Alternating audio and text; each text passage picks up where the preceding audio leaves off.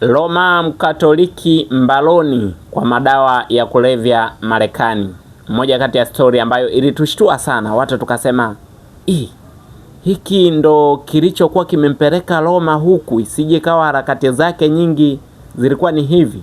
Wengine tulikuwa tunajiuliza ni aina gani ya haya madawa ya kulevya. Ilikuwa ni story ambayo ilitushtua wengi.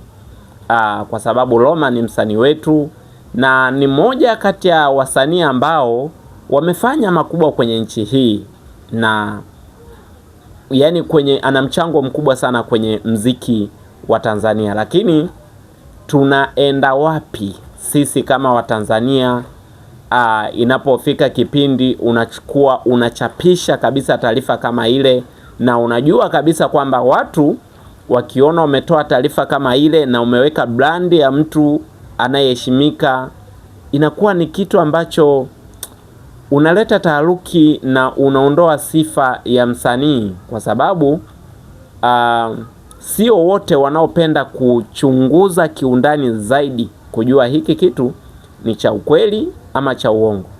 Kwa hiyo nataka kusema kwamba inatakiwa ifikie kipindi tuache utani kwenye vitu kama hivi. Kuna vitu vya kutaniana, sio kama hivi.